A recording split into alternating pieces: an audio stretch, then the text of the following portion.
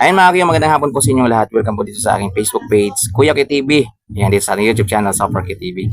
Ayan, meron po akong napansin na halaman dito mga kayo. Ayan o. Ayan, ayan yung dahon niya. Mahaba po siya. Ayan, pa-comment naman mga kayo, anong tawag nyo sa puno na yan o hardin ba yan. So, dito lang po yan sa gilid ng kalsada. Malapit po yan sa Talabahan Village. Sa unahan lang po yan mga kayo ng Aklan Polytechnic College. Ayan. Kaso nga lang mga kayo, meron po akong napansin sa puno na ito mga kayo. Kinakapitan na po siya ng mga halaman mga kayo. Ayan o, mga damo-damo. Ayan. Na para po siyang dahon ng ampalaya. Ayan, parang ganun po siya. Kaya hindi na po talaga na-highlight yung ganda ng puno mga kayo. Ayan. So, hindi po siya na-maintain guys. So, sana manotice po ito kung sino man yung pwedeng makanotice dito guys at malinisan.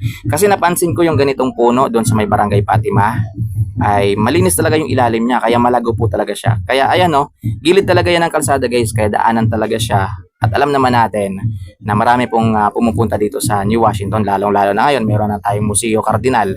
So expect talaga natin guys na maraming bisita na pupunta dito sa New Washington at makikita talaga yan Yan. So sana po manotice, malinisan, makuha yung mga damo-damo na yan, mga unnecessary flying object na yan guys na ayun lumilipad na talaga. Unnecessary. Ano yan, alien? Hindi, lang, panotice lang naman. Yan, para malinis. Yan, para naman hindi naman nakakahiya sa mga bisita kasi maganda yung puno, kaso nga lang hindi po siya na-maintain. Yan, hanggang sa likod niyan guys, ano na po talaga. Yan, ano na po talaga yung mga damo. Yan, marami na po talaga.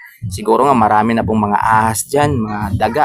Yan, mga nakakatakot na mga nilalang diyan sa likod na yan, Dapat talaga malinisan talaga yan. So ayan umaakit na po talaga.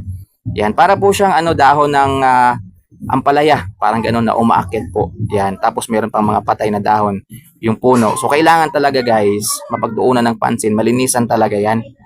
Yan, malinis yung ilalim niya. Yan, para lumago yung puno, mas maganda tingnan. Yan, sana manotice, malinisan man lang. Yan, kung sino man yung authorized dito, yan, kung sa DPWH man to, sa highway man to, bahala na kayo dyan. Basta importante, malinisan. Ayan, hanggang dyan sa likod kasi sobrang kapal na po ng mga damo dyan sa likod. Ayan, nakakatakot na kasi baka may mga anaconda na dyan. Baka may mga buaya na dyan. Yan, nakakatakot yan guys, yung mga buaya na yan. So, diba, dapat malinisan pa notice.